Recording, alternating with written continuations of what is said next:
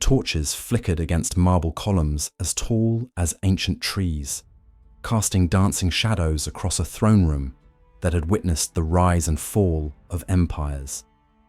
In the suffocating silence, only the soft clink of gold jewelry broke the stillness as figures draped in torn silk were forced to their knees before the most powerful man in the known world.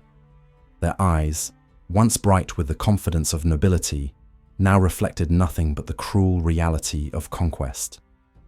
For these kings, victory was not complete until beauty itself surrendered before their throne. You are standing in the heart of Babylon, where the scent of frankincense mingles with the metallic taste of fear that hangs heavy in the perfumed air. The year is 586 BCE, and Nebuchadnezzar II has just returned from his siege of Jerusalem, his war chariots laden with more than gold and precious stones. Behind the glittering facade of triumph lies a darker currency of conquest, one that ancient kings understood better than any modern historian dares to acknowledge. The women kneeling in this throne room represent something far more valuable than mere treasure. They are living symbols of broken kingdoms, breathing proof that even the most protected daughters of enemy kings could be claimed as spoils of war. Before we descend deeper into these forgotten halls, where power and beauty collided in the most devastating ways, if you find these explorations of ancient darkness compelling, consider subscribing. It genuinely helps us uncover more buried truths that history has tried to sanitize or erase entirely. Now, let us examine what really happened when absolute power encountered defenseless beauty, and why these stories have remained whispered secrets for millennia.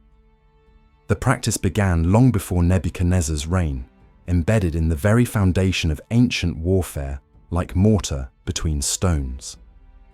When enemy cities fell, the victorious king faced a calculated decision that went far beyond simple plunder. The daughters, wives, and sisters of defeated rulers weren't merely prisoners to be ransomed or enslaved. They were political instruments of the highest order, living demonstrations of the conqueror's complete dominance over his enemies' most precious possessions. Archaeological evidence from palace ruins across Mesopotamia reveals chambers specifically designed for these human trophies. Excavations at Babylon have uncovered quarters with gilded walls and silk hangings, yet barred windows and reinforced doors tell a different story. These weren't guest accommodations for honored visitors. They were luxurious prisons where beauty was displayed like rare gems in a collector's vault, admired but never free.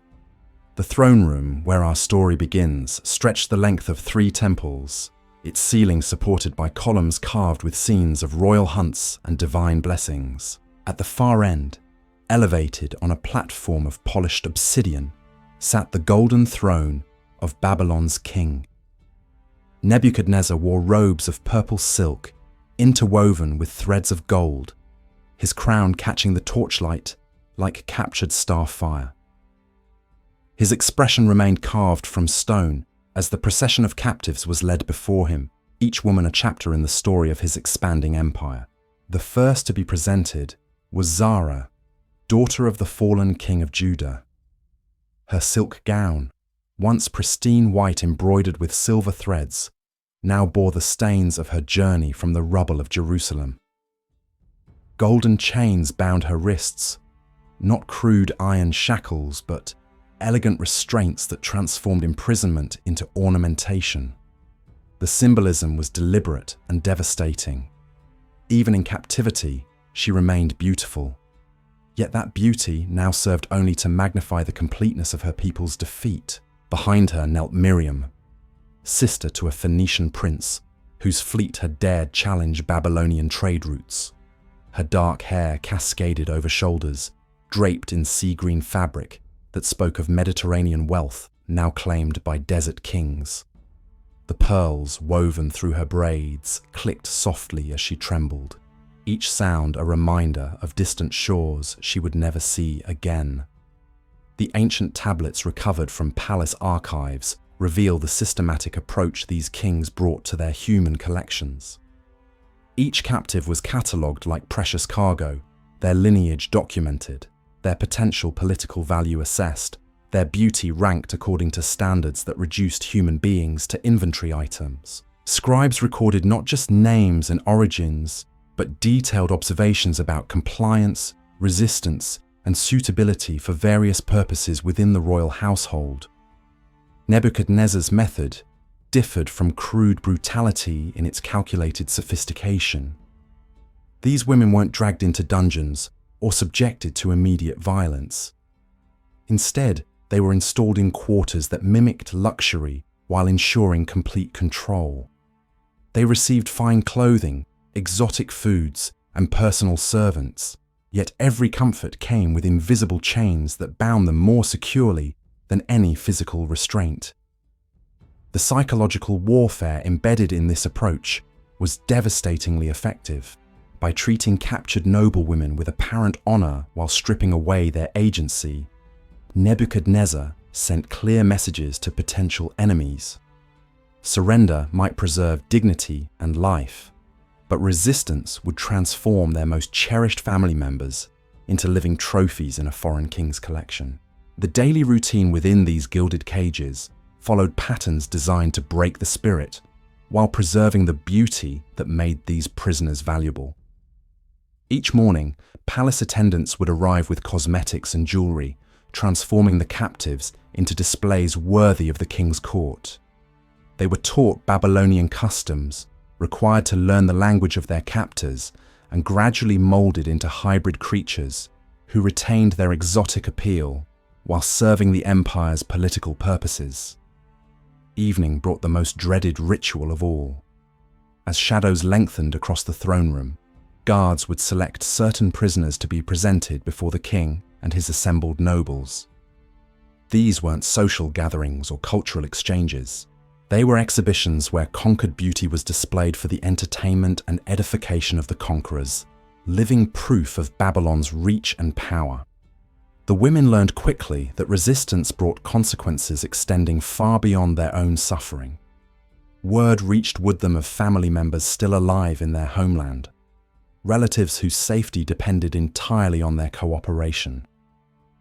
One gesture of defiance, one attempt to maintain dignity through rebellion, might seal the fate of brothers, mothers, or children thousands of miles away. Yet within this system of calculated cruelty, some found ways to preserve fragments of their identity. Secret languages developed among the captives, coded conversations that allowed them to share memories of home and maintain connections to who they had been before conquest transformed them into ornaments. These whispered exchanges, conducted during the brief moments when guards looked away, became acts of rebellion disguised as submission. The scribes worked through the night, their reed styluses scratching against clay tablets as they recorded details that would haunt palace archives for centuries. Each entry followed the same cold precision. Name, if known, kingdom of origin, physical attributes, estimated age, compliance level, potential uses. The bureaucracy of human suffering operated with mechanical efficiency, transforming daughters of kings into catalogue entries filed between inventories of grain and livestock. As dawn broke over the ziggurat's towering steps, the newest arrivals faced their first lesson in submission. Palace attendants moved through the quarters like merchants appraising goods, selecting garments that would transform conquered princesses into ornamental displays of Babylonian power. The clothing itself became another layer of psychological warfare. Silk dyed in colors that complemented their skin tones, jewelry that enhanced their natural beauty, cosmetics that highlighted features their captors found most appealing. The transformation ritual stripped away more than just their original clothing. Each woman was assigned a new name, typically Babylonian words, meaning flower, jewel, or precious thing. Their birth names, the sounds their mothers had whispered in lullabies, were forbidden.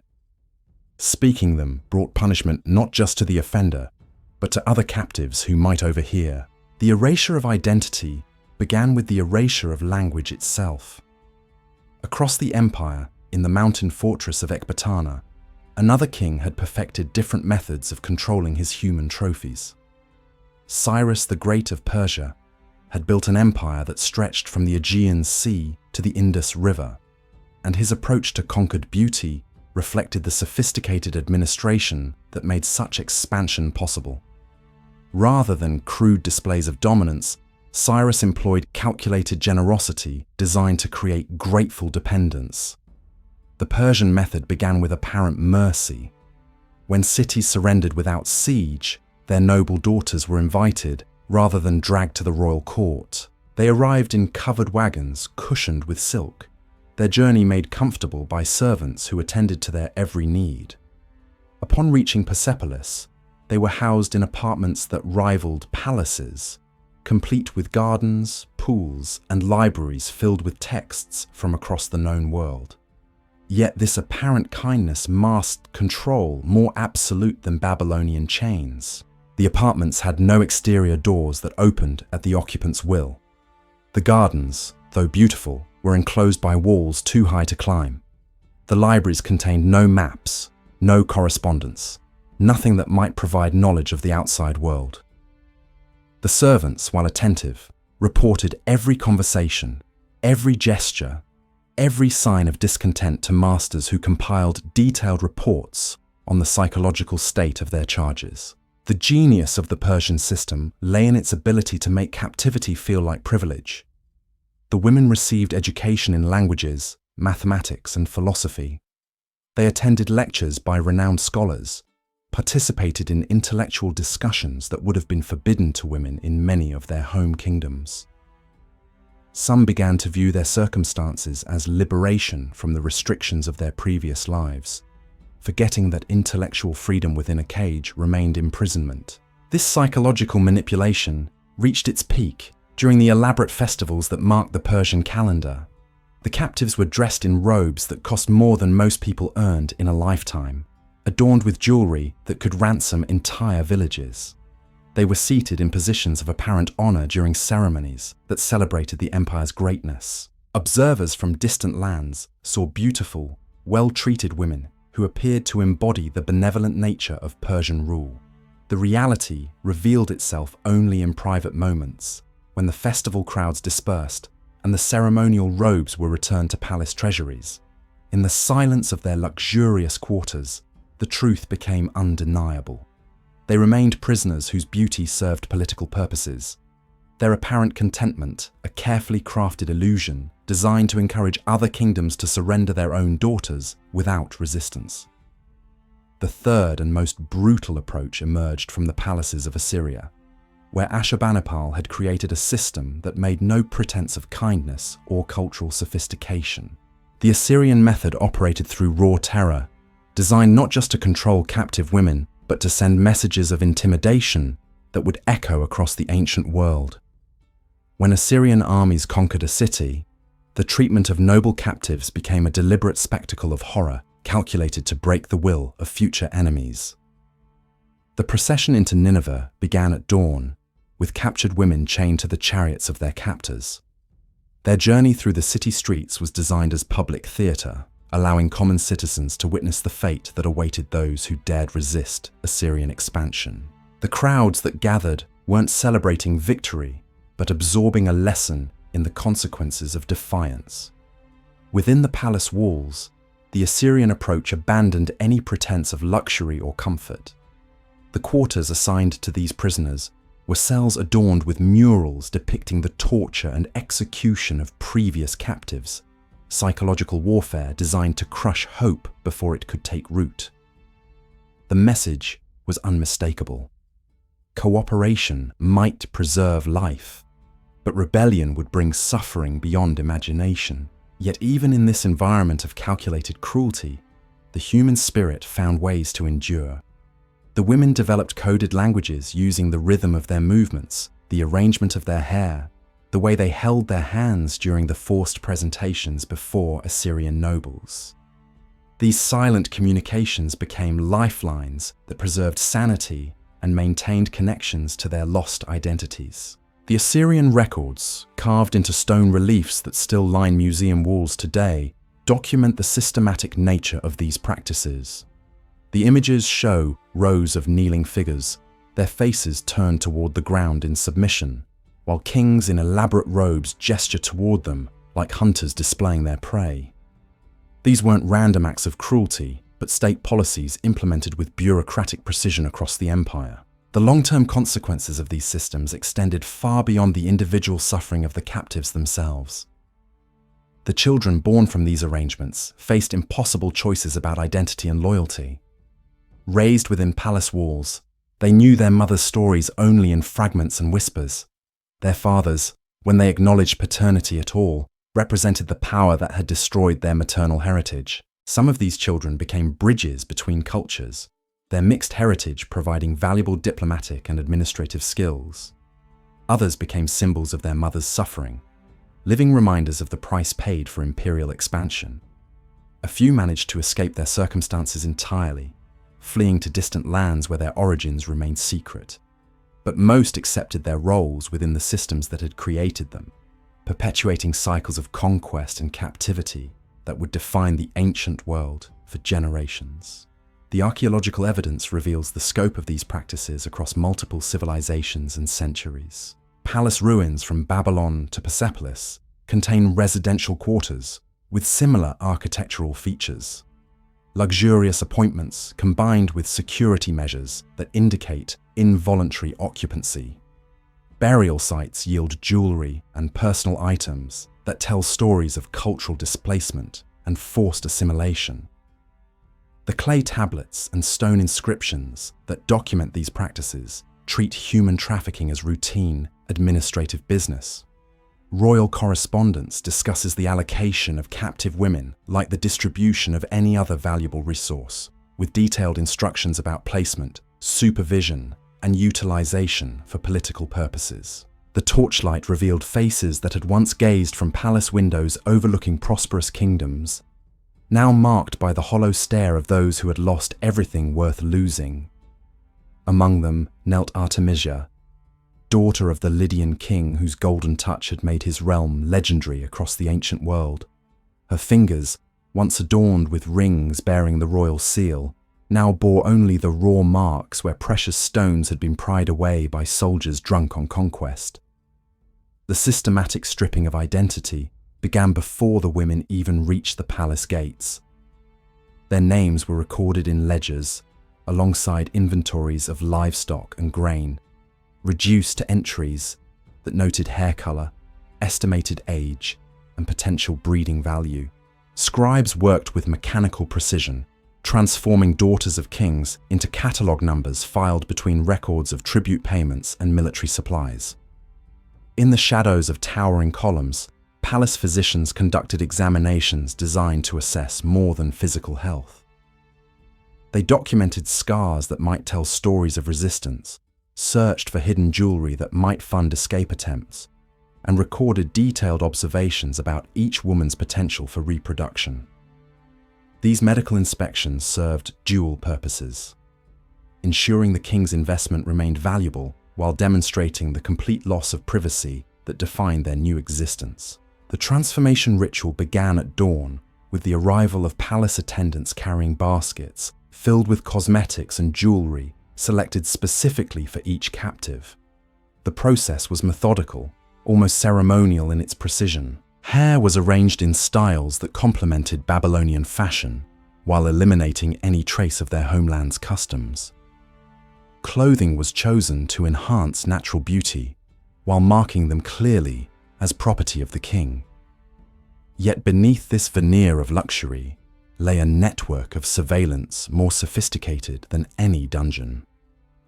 The servants who attended these women reported every conversation to supervisors who compiled detailed assessments of loyalty and compliance. The quarters themselves were designed with hidden alcoves where guards could observe without being seen, ensuring that even private moments remained under scrutiny. The daily schedule followed patterns calculated to break resistance through routine. Morning brought mandatory instruction in Babylonian language and customs, conducted by tutors whose gentle demeanor masked their role as psychological warfare specialists. Afternoon sessions focused on skills deemed appropriate for royal property, including music, dance, and the subtle arts of court entertainment that transformed captives into willing performers of their own subjugation. Evening presentations before the king and his assembled nobles represented the culmination of this systematic dehumanization. The women were arranged in formations that displayed their beauty to maximum advantage, while emphasizing their complete powerlessness. They learned to move with practiced grace that suggested contentment, their smiles becoming masks that concealed the desperation burning behind carefully painted eyes. The palace archives contain correspondence revealing the international trade networks that developed around these human treasures. Kings exchanged captive women like diplomatic gifts, their beauty and royal bloodlines serving as currency in negotiations that determined the fate of entire regions. A Phoenician princess might be traded for exclusive shipping rights, while the daughter of an Egyptian governor could seal military alliances that lasted generations. These transactions were documented with the same attention to detail applied to precious metal trades. Letters between royal courts discussed the specific attributes of available women, their political connections, and their potential value for cementing various agreements. The language used in this correspondence treated human beings as luxury goods, their suffering reduced to footnotes in diplomatic negotiations. The most devastating aspect of this system was its ability to transform victims into willing participants through carefully applied psychological pressure. Women who initially resisted their circumstances gradually found themselves competing for royal attention, understanding that favor might mean survival while neglect could bring disposal. The palace became a stage where captives performed elaborate theatre, their apparent contentment serving the political purposes of their captors. The echoes of their footsteps have long faded from marble halls now buried beneath desert sands, yet their stories endure in fragments of clay and stone that archaeologists still uncover today. These women, whose names were erased from royal records and whose faces disappeared into the shadows of ancient palaces, carried the weight of empires in their silence. They were called captives, but their suffering built kingdoms that crumbled into the very ruins we excavate centuries later. In the end, beauty became both their curse and their monument, preserved not in golden tombs, but in the haunted spaces between the lines of history that dare not speak their truth.